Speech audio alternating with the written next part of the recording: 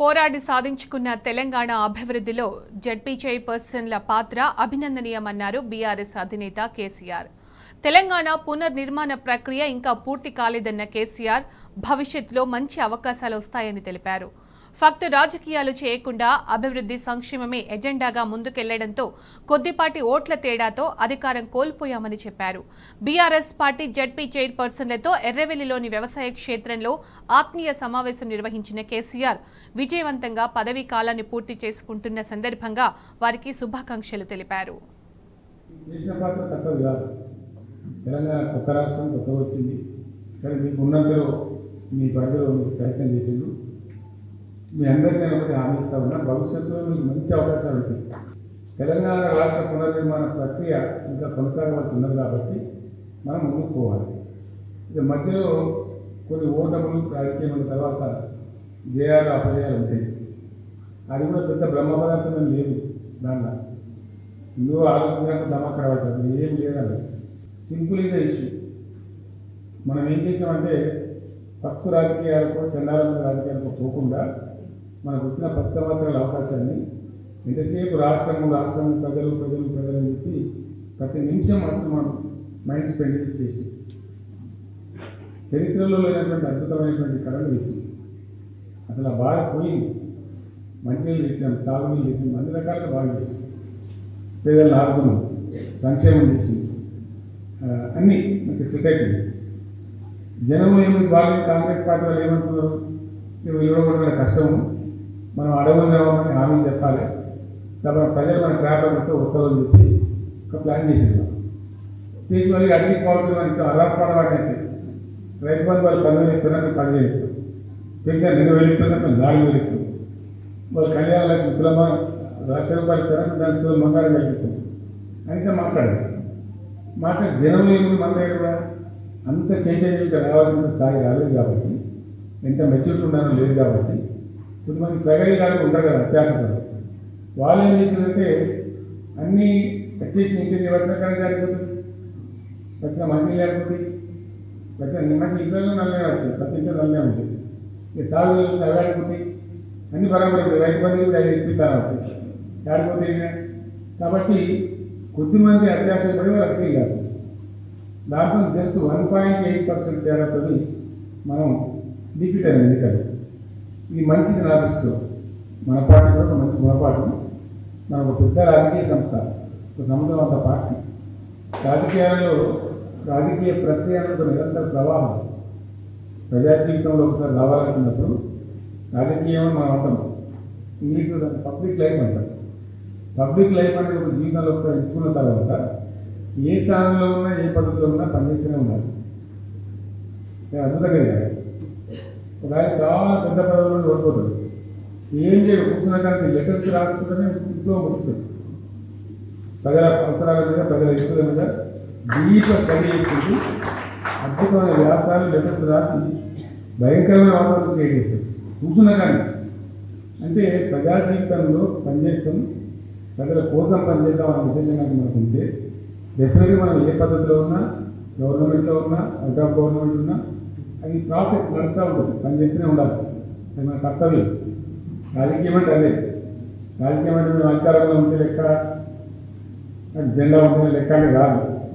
అధికారం ఉన్నా లేకపోయినా పనిచేస్తుంటే నిజమైన రాజకీయ నాయకుడు, నిజమైన రాజకీయ కార్యకర్త. కూడా చాలా భయంకరమైనటువంటి ట్రాఫిక్ ప్రాబ్లం. నేను వస్తే కూడా సిటీ రావడానికి నాకు గంట బాగుపడుతుంది, 1.5 గంట ఎలికా నుంచి మన కాంగ్రెస్ కాడికి వచ్చేవారు. అంటే ఇవన్నీ అశాంతి జరిగిపోతాము, హత్యలు అవుతుంది, ల్యాండ్ ఆర్డర్ ప్రాబ్లమ్స్ వస్తుంది, మత కలవరాలు స్టార్ట్ అయింది. మన మెదడు భయంకరం. ఎందుకు వస్తుంది ఇవన్నీ? ఇంటర్వ్యూజనం అంతా 10 సంవత్సరాలు సీమ శిక్షమని లేదే, ఎక్కడ రౌడీజం లేకుండానే, ఇక్కడికి దుర్మార్గం లేకుండే, మరి ఇప్పుడు ఎందుకు వస్తూ ఉంది? అధికారులు సేమ్, అదే డీజీపీలు, అదే ఐజీపీలు, అదే డిఐజీలు, అదే సబ్ ఇన్స్పెక్టర్లు అంతా వాళ్ళు నాయకులు సేమ్. మరి ఏం తేడా ఉంది అంటే మైండ్ సెట్, ఆలోచించి చెప్పే పద్ధతులు తేడా ఉంటుంది. కరెంట్ ఎక్కడ పోతా ఉంది? ఇవన్నీ ఎట్లా వస్తాయంటే నీ పరిపాలన చేసేటువంటి నీ సామర్థ్యం, నీ శక్తి అది రోజు రోజు ప్రజల్లో తేలిపోతూ ఉంది. అది పెద్ద ఇష్యూ కాదు. కాబట్టి జనానికి తెలిసిపోతే అందుకన్నా వైడ్గా మనం 100 లైసెన్స్ మనం చెప్పాలి. అదే పెద్ద విషయం నేను అనుకుంటున్నాను. ఇంకో మాట మీకు చెప్పాలి నేను తప్పకుండా ఈ సందర్భంలో. రాబోయే రోజుల్లో ఏం లేకపోతే ఉందంటే డెఫినెట్గా మన పార్లమెంట్లో ఉమెన్ రిజర్వేషన్ బిల్ పాస్ అయింది. దానికి రాష్ట్రపతి ఆమోదం దొరికింది, అయిపోయింది. డెఫినెట్గా ఇంప్లిమెంట్ కావాలి, చట్టం అయిపోయింది కాబట్టి 100%. దాంతోపాటు ఏమవుతుంది, నియోజకవర్గాల పునర్వ్యవస్థీకరణ కూడా జరుగుతుంది. అసెంబ్లీ కాన్స్టిట్యూన్సీ ఉన్నట్టు ఉండవు, తప్పకుండా మారుతాయి. కొత్త అసెంబ్లీ కాన్స్టిట్యూన్సీలు వస్తాయి. మన శాసనసభ్యుల సంఖ్య కూడా బహుశా 153 అప్పుడు నిర్ధారించింది. కానీ దగ్గర 160 అవుతాయి నా అంచనా. దాదాపు 140-45 కొత్త కాన్స్టిట్యూన్సీలో మీకు అసెంబ్లీ కాన్స్టిట్యూన్సీ ఏర్పడుతుంది. అందులో మహిళలకు కూడా మంచి అవకాశాలు వస్తాయి. రిజర్వేషన్లు వస్తే మహిళా రిజర్వేషన్ బిల్లు వచ్చింది. తప్పకుండా 33% మహిళలు ఎమ్మెల్యేలు కావాల్సిందే. 150 సీట్లు అయినాయి అనుకోండి, అందులో 50 మంది మహిళలు కావాల్సింది గ్యారెంటీ. అట్లా కూడా చాలా ప్రాస్పెక్ట్స్ ఉంటాయి. భవిష్యత్తులో రాజకీయ రూపురేఖలు మారుతాయి. 26 వరకు ఇప్పుడు డిలిమిటేషన్ కావాల్సిందే నియోజకవర్గాల పునర్వ్యవస్థీకరణ. ఇప్పుడున్న రిజర్వేషన్లు తారుమారే అవకాశం ఉంటుంది. కొన్ని ఇప్పుడు ఓపెన్ రిజర్వ్ కావచ్చు, కొన్ని రిజర్వ్ ఓపెన్ కావచ్చు, రకరకాల మార్పులు కూడా వస్తాయి. కాబట్టి ఎక్కడెక్కడ జరుగుతుందో తెలియదు మనం. అది వచ్చినప్పుడు యాజ్ ఏ పార్టీ, మెయిన్ పార్టీకి మనకు కూడా అవకాశం ఉంటుంది. మనం కూడా రిప్రజెంట్ చేస్తాం, ఇట్లా ఉంటే బాగుంటుందని అన్నీ కూడా ఉంటాయి. కాబట్టి అందుకే నేను చెప్పేది, రాజకీయం అనేది నిరంతర ప్రవాహం, ఒక రోజుతో అయిపోయింది కాదు. మళ్ళీ ఇప్పుడు లోకల్ పార్టీ ఎలక్షన్లు వస్తాయి, తొందరగా రావు, కొద్దిగా టైం పడుతుంది. మరి ఇప్పుడే పెట్టేటువంటి పరిస్థితి లేదు, అది మనకు కూడా మంచిదే. కాబట్టి మళ్ళీ లోకల్ పార్టీలు కూడా మనం కొంచెం యాక్టివిటీ కష్టపడితే గణనీయమైన ఫలితాలు సాధించవచ్చు. అది పెద్ద బ్రహ్మభారత కాదు. ఇంకా మైండ్ సెట్ కూడా వేరే ఉంటుంది. ప్రజలు అసెంబ్లీ ఒక రకంగా ఓట్ చేస్తారు, పార్లమెంట్ అంటే ఒక రకంగా ఓట్ చేస్తారు, లోకల్ బాడీకి వస్తే ఇంకో రకంగా ఓట్ చేస్తారు. ఇవన్నీ కూడా ఉంటాయి.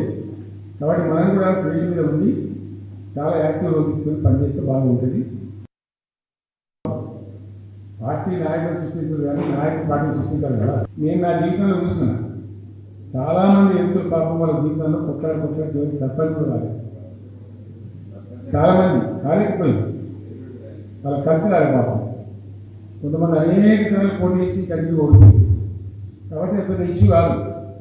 అందువల్ల ఇక్కడ వ్యక్తులు పోయిన లెవెల్ మనం గుర్తించుకొని అది జనమే గుర్తిస్తుంది. జనమే చీపు అని చెప్తున్నాం. ఇంకేం ఇస్తారైనా కట్టగల ఎందుకనే ఇంత అధ్వానమా, 4 రోజులు లేదా పవర్ లేకపోతే ఉండలేదా అనే మాట కూడా జనం మాట్లాడుతుంది. కాబట్టి అది పెద్ద ఇష్యూ కాదు. మనకు లక్షల మంది కార్యకర్తలను, వేల మంది నాయకులు, మన కొత్త నాయకత్వాన్ని చేసుకోవడం బ్రహ్మాండంగా. మీరే కొంతమందికి అవకాశం కావచ్చు, ఎవరికైనా ఎవరికి తీసుకోవాలి ఏం చెప్తుంది అంతే కదా.